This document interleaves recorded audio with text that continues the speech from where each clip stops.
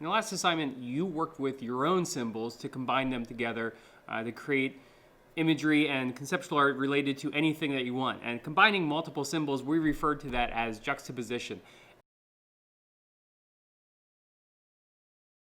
If you weren't here in class, we worked with a number of different themes, and you can find those themes on Schoology, but essentially, by picking the theme is that I'm giving you sort of a direction, a path forward. As far as how you interpret it and what you develop them into is really going to be up to you.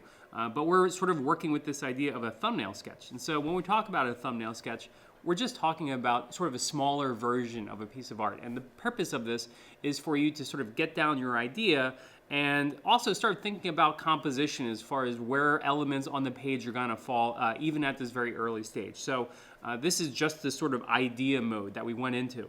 In class, we might have had time to work on 3, 4, or 5, but I'm minimally requiring you to produce at least 3 based on 3 different themes that you've worked with. So the examples that I worked on, I worked with one related to consumerism, another one working with, it was either identity or memory, I can't really remember. And then my third one, I was gonna work with technology. And that's the one I'm gonna develop for this video a little bit more. And so what you're handing in for the first part of this assignment is just those 3 images, 3 thumbnail drawings that can be in the sketch form. And then you're also gonna identify the themes that you're working with it. So once you have the first part of this assignment done, what you're going to do is pick what you think is your best idea.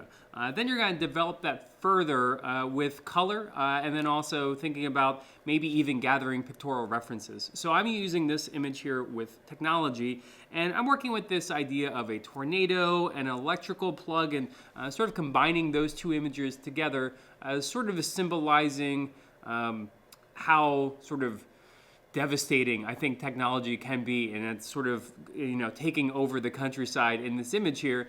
And I think by having those 2 together, it could be interpreted in a lot of different ways, which is why I think it's interesting enough to pursue, and we're gonna see how it goes. So as I'm developing this further, again, I'm just working with another thumbnail size drawing. It's not really much larger than the original one I had, but it's gonna be a little bit more refined. I'm going to also look up images online. Is that having a landscape as a background can be useful. Just looking up a picture of a tornado is also useful. And I might even just find an electrical plug to look at in the room to develop this image further to make it a little bit more convincing. At this stage, I'm also thinking about color. I am sort of using my markers and on top with each other and sort of figuring out what my palette's going to be. If I was working with very limited colors, and like let's say if you didn't have the colors you really wanted to with your markers at home, what you could do is bring it into Schoology and just sort of mimic or adjust the color slightly, and I think that could be another way of developing the color within your piece before you start working with the acrylic painting.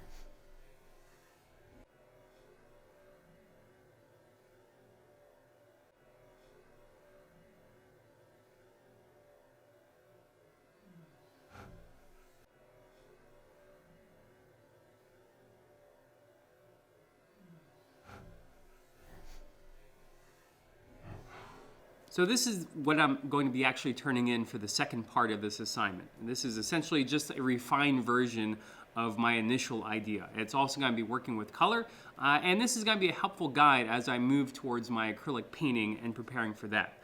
As far as preparing my surface, is that we've already done this in class, and if you have not, please refer back to the introduction to acrylic video, which I show you sort of how to prepare a surface for painting with acrylic. So now I need to take my refined thumbnail sketch and transition it to my acrylic painting. Is that the first thing I'm going to do after I've had the surface prepared and dried is I'm going to use a pencil and just lightly sketch in some loose shapes and get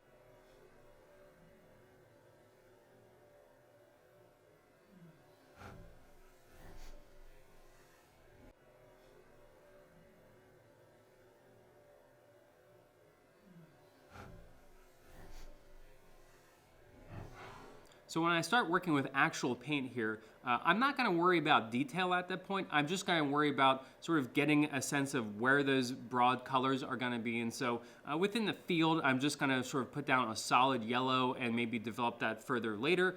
Same thing with the background, the tornado, and the sky. I'm just sort of getting a sense of where those broad things are. I'm just getting sort of the color structure set up at this point.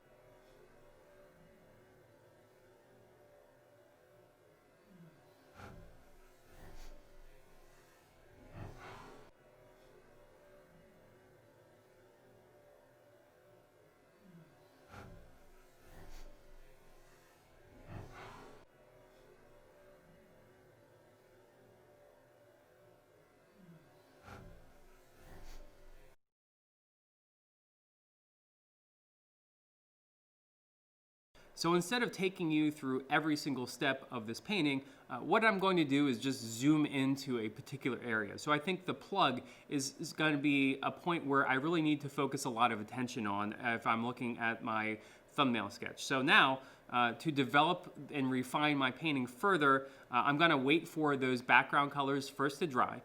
And then once that happens, then I can go back in and start adding details. I can sort of refine the edges of the shapes a little bit more, and I can even darken the tones a little bit. So here, I'm really starting to establish the light source on the plug and then in the background as well.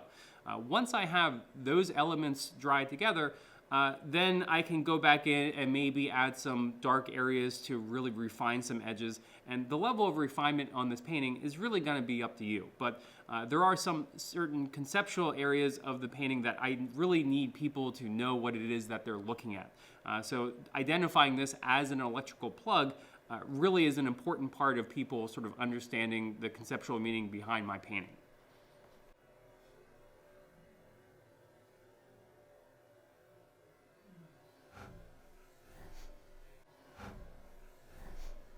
So zooming out now, you can see how I'm developing sort of this level of focus within everything else. Some things like the sky background, I'm really not giving the level of attention to as I did with elements in the foreground, but that's really going to be up to you and how you develop your image further. So for the rest of this week, is that you are going to be continually developing and working this acrylic painting. And one thing I really like about paint is that you can continually refine ideas. And so if you don't like something, you can sort of just simply paint over it. This is the assignment for the week. You're going to be handing this in as a finished version before we are scheduled to come back to school next week. So if you have any questions, if you're having issues, please let me know on Schoology. Also, remember, paint dries out, so what you don't want to do is let paint sit out on your brush because it will ruin it, and then you won't have a brush to work with, and you'll have to use some other supplies at home to work with for this assignment. And this art kit, we really need to take care of them as other students are going to need to use it in future projects. So that's it for this assignment. Please let me know if you have any questions.